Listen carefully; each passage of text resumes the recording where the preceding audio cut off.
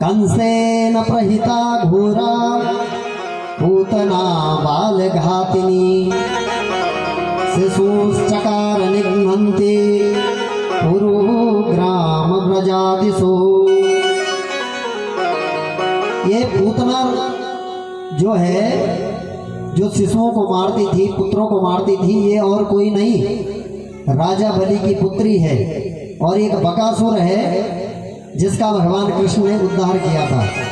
ये बकासुर इस बकी का ही, इस पूतना का ही भाई था। बोलो कृष्णचंद्र भगवान की जय। तो राजा बलि की पुत्री यह पूतना कंस के द्वारा भेजी गई।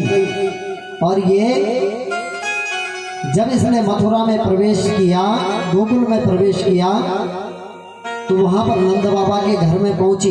दूर से इसने देखा कि यहाँ पर तो बड़ा उत्सव मनाया जा रहा है, बड़े फूल लगे हैं, दरबार सजा है, तो मुझे लगता है कि यहाँ पर भी बालक ने जन्म ले रखा है। तो ये तो गई थी ही बालकों को मारने के लिए, आगे बढ़ी और नंद बाबा के भवन में पहुंच गए। माँ जो यशोदा है, भगवान को पालने में सुला करके बाहर आ रही थी। और इसका स्वरूप कुछ कम नहीं था, ये राक्षसी बन करके नहीं गई माँ। यहाँ पर कह रहे हैं वेद व्यास जी, हे जन्मेजय, उसका सौंदर्य, उसका रूप इतना सुंदर था कि बोला साक्षात लक्ष्मी भी इसके सामने फेल थी। क्रीड़ा कमल को घुमाती हुई जैसे ही इसने गोकुल में प्रवेश किया और नंद बाबा के मुख्य दरवाजे पर गई, तो ये दरवाजे से अंदर प्रवेश कर रही थी और अंदर से माँ यशोदा का बालक को पालने में सुला करके बाहर आना भी हुआ। तो दरवाजे पर दोनों की मुलाकात हो गई। इसने तुरंत यशोदा जी को प्रणाम किया। बोला बहन प्रणाम, नहीं पहचाना मुझे? अब माँ यशोदा कह रही कभी जिंदगी में इसको देखा नहीं, लेकिन मन में ये भी सोच रही हैं। अब ये कह रही ना कि भाई मैंने जैसे ही सुना कि तेरे घर में पुत्र की उत्पत्ति हुई है, 80 साल में हुई, तो मैं तो खुशी के मारे दौड़ी दौड़ी चली आई तुझे बधाई देने के लिए। अब माँ यशोदा सोच रही है कि बधाई देने आई है बेचारी, और मैं इसे कह दूं कि भाई मैंने तुझे नहीं पहचाना तो बुरा मान जाएगी। इसने कहा हाँ हाँ हाँ मैं पहचान रही हूँ, बहुत अच्छी बात है और बहुत बहुत धन्यवाद तेरा जो तू आई। तो बोला ठीक है, धन्यवाद तो ठीक है, पर भाई उसको तो दिखा जिसका दर्शन करने में यहाँ आई हूँ। बोला वो तो पुत्र तो अभी सो गया। बोला कोई बात नहीं, मुखड़ा ही तो देखना है। तो यशोदा ने कहा भैया देखो अभी अभी सुलाया, उठाना मत, दूर से देख लेना, दूर से दर्शन करना, पास जाकर के छूना मत। और यशोदा इतना कह करके वहां से चली गई। उत्सव चारों ओर था, सब हीरे रत्न और सोना उठाने में ही मस्त थे। कहीं ढोल बज रहे, कहीं नगाड़े बज रहे, कुछ नहीं सुनाई दे रहा। और मौका पाया इस पूतना ने, अंदर इसने प्रवेश किया, भगवान के समक्ष जाकर के खड़ी हो गई। और भगवान तो अंतर्यामी है, सब जानते हैं। भगवान ने जैसे ही इसको अपनी ओर आते हुए देखा, वैसे तो जब इनकी वार्ता दरवाजे पर हो रही थी ना यशोदा जी की और इस पूतना की, उसी समय भगवान की नींद जाग गई थी। पर बोला जैसे ही भगवान, आंखें भगवान की खुली थी और भगवान के समक्ष जैसे ही पूतना गई, तो बोला भगवान ने अपनी आंखें बंद कर दी। बोलो कृष्णचंद्र भगवान की जय, दुर्गा मैया की। विबुध्यतां बालकमारिकाग्रहं चराचरात्मा सनिमीलते क्षणः। चराचर जगत की जो आत्मा है, ऐसे भगवान कृष्ण ने जैसे ही उस पूतना पर दृष्टिपात किया, देखा कि ये पूतना मेरे करीब आ रही है, मेरे समीप आ रही है, तो तुरंत अपनी दोनों आंखों को बंद कर लिया। अब बोला आंखों को बंद क्यों किया भाई? पूतना को देख करके आंखों को बंद क्यों किया? तो इसमें संतों ने एक नहीं अनेकों भाव दिए। बोला भगवान अपने मन में सोच रहे थे कि मैं धरती पर क्यों आया, क्यों माँ भगवती ने मुझे भेजा। क्योंकि माँ भगवती ने कहा ना कि जब जब धरती पर भार बढ़ेगा पाप का, तब तक मैं तुझे इस भार का हरण करने के लिए भेजूंगी। तो भगवान कृष्ण भी सोच रहे हैं कि आया हूं और अभी तो मेरा जन्म ही हुआ है, ये राक्षसी सबसे पहले आ गई जिसका मैंने उद्धार करना है। तो किसी भी काम को करने से पहले श्री गणेश तो होता है। बोला कोई भी हम काम करते हैं तो सबसे पहले भगवान गणेश का नाम तो लेते हैं। तो मानो कि ये तो मारने ही आए हैं राक्षसों को, तो बोला काम की शुरुआत करनी है इसी से, तो पहले श्री गणेश आन होड़ करके कर लेते हैं। बोलो राधे राधे राधे राधे। दूसरा कारण ये भी हो सकता है कि बोला मैं तो आया था, भगवान कृष्ण कह रहे हैं मैं तो आया था मथुरा में गोकुल में माखन मिश्री खाने के लिए, लीलाएं करने के लिए। अच्छे से माखन और मिश्री का भोग लोग लगाते हैं और भगवान पाते हैं। लेकिन बोला मूर्ति में बैठ करके खाने में वो आनंद थोड़ी है। पर इस बार तो सदैव मैं यहाँ आया हूँ, तो बोला माखन मिश्री खानी थी और ये पापिनी मुझे विष पिलाने आ गई। बोला ये तो अपने स्तनों में विष लगा करके और मुझे पान करवाने आई है, और विष पीने का अभ्यास मुझे तो है नहीं। और विष पीने का अभ्यास है किसे? शंकर भगवान को। बोलो शंकर भगवान की जय। समुद्र मंथन के दौरान भगवान शंकर ने ततः करतलीकृत्य व्यापिहालालम विषम, करतली करी भगवान शंकर ने। देखो ऐसा नहीं कि शंकर भगवान के पास ही पहले विष लेकर के गए थे। 14 रत्न निकले थे समुद्र से भी। कितने रत्न निकले? 14। लक्ष्मी कौस्तुभ पारिजातक सुरा धनवंतरिश चंद्रमा। लक्ष्मी का भी प्राकट्य वहीं से है, धनवंतरी भी वहीं से है, चंद्रमा भी वहीं से प्रकट है। गावो कामदुघा सुरेश्वर गजो रंभादि देवांगना। रंभा आदि जो अप्सराएं हैं ये भी उसी समुद्र मंथन के दौरान प्रकट हुई हैं समुद्र से। और बोला ये जो विष है अमृत है ये भी उसी समुद्र मंथन से निकला हुआ है। अमृत का घड़ा निकला बोला तब तो सब दौड़ने लगे। एक कहता है मैं पीऊंगा, दूसरा कहता है मैं पीऊंगा। और उसमें पान करने के लिए बोला अमृत का छीना झपटी भी बहुत हुई, और कई जगहों पर ये जो है छलका भी है। जहाँ जहाँ हमारे हरिद्वार जैसे तीर्थ हैं यहाँ पर अमृत की बूंदें गिरी और तभी ये तीर्थ कहलाए।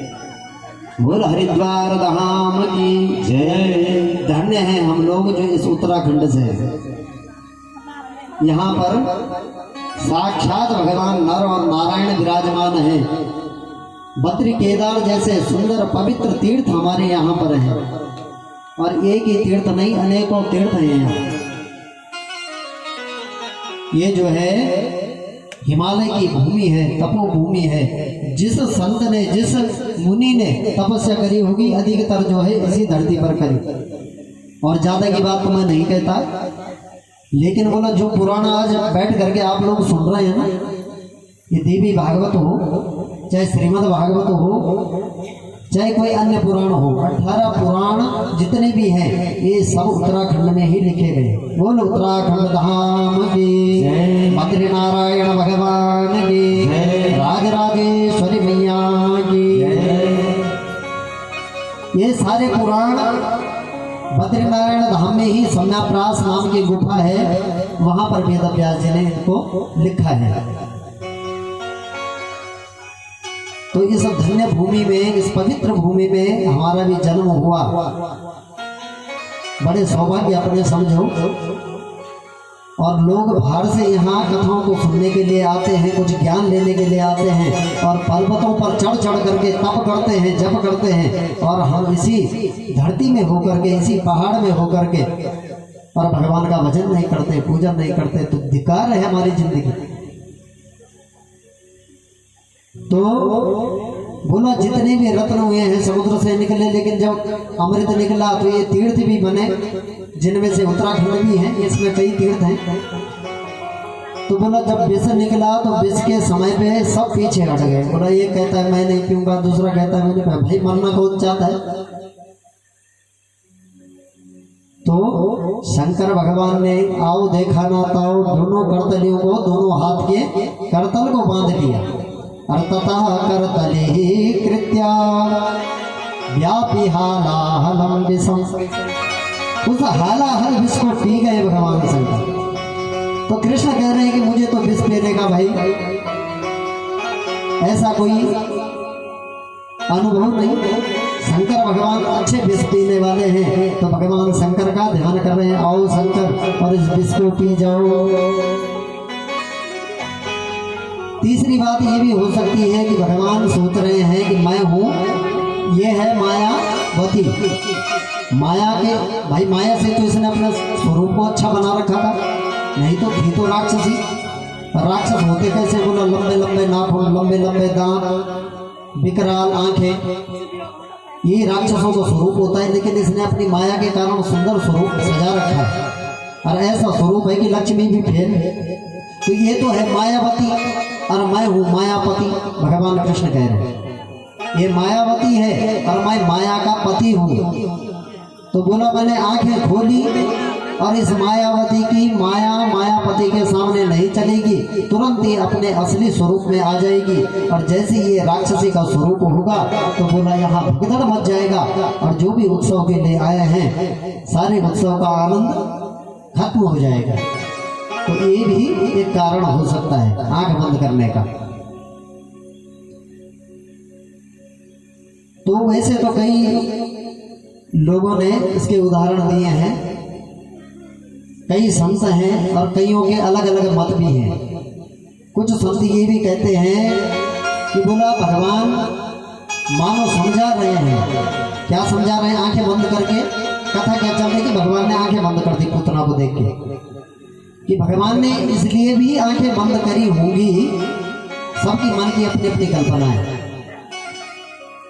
कि बोला दृष्टिपात उस पर करना चाहिए जो दृष्टि के योग्य हो, जो दृष्टि के लायक हो उसे ही देखना चाहिए, जो देखने के लायक नहीं उसको देखना भी नहीं चाहिए। क्योंकि भगवान राम को हो चाहे कृष्ण को हो, है तो एक ही विष्णु के अंश स्वरूप आए हैं देवी की कृपा से। तो बोला भगवान तो वैसे भी कहते हैं कि हम पराई स्त्रियों को देखते नहीं। तो बोला इस पापिनी को मैं क्यों देखूं? भगवान ने अपनी आंखें बंद कर दी। एक और कारण हो सकता है, वो कारण क्या कि भगवान की जो दो आंखें हैं, भाई आंखें तो बंद करी, ये जो दो आंखें हैं बोला एक में सूर्य का वास है और एक में चंद्रमा का वास है। और ये जो सूर्य और चंद्र हैं, साक्षात ये समझ लो कि सूर्य और चंद्रमा हैं जो दोनों आंखें, चक्षु हो सूर्य हो अजायत, तो ये चक्षुएं हैं सूर्य और चंद्र। तो इन्होंने कहा कि भगवान देखो आपको अपना लोक इनको देना हो, इस राक्षसी को तो देना, लेकिन हम तो इसे अपने लोक में नहीं आने देंगे, अपने सूर्य लोक में और चंद्र लोक में। तो इन दोनों आंखों के माध्यम से सूर्य ने और चंद्र ने आंखों के कपाट बंद कर लिए, पलकें झपक ली, दरवाजे बंद कर दिए कि यहाँ तो तेरा प्रवेश होने नहीं देंगे। बोलो कृष्णचंद्र भगवान की जय। विबुध्यतां बालकमारिकाग्रहं चराचरात्मा सनमीलते क्षणः। इसलिए भगवान ने अपनी आंखें बोला बंद कर दी। और इसके बाद पूतना ने भगवान को अपनी गोदी में उठाया, स्तनों पर लगा रखा था कालकूट विष और स्तन पान कराना प्रारंभ कर दिया। पर भगवान भी बड़े कौतुकी हैं। माँ भगवती का मन में ध्यान किया, हे माँ अब जो करेगी तू ही करेगी, विष पीने जा रहा हूँ। बोलो दुर्गे मैया की जय। माँ का ध्यान किया और सबसे पहले विष का पान करना प्रारंभ कर दिया। धीरे धीरे धीरे धीरे जब विष खत्म हो गया, उसके बाद भगवान ने इसके दूध का पान करना प्रारंभ किया। और जब स्तनों से दूध की धारा भी खत्म हो चली तो बोला भगवान ने अब तो रुधिर पीना ही प्रारंभ कर दिया, खून को पीना प्रारंभ कर दिया। और खून पीते पीते अंतिम में इसके प्राणों को भी पी गए। बोलो कृष्णचंद्र भगवान की जय, पूतना मर्दन भगवान की जय। पूतना का भी भगवान ने इस प्रकार से उद्धार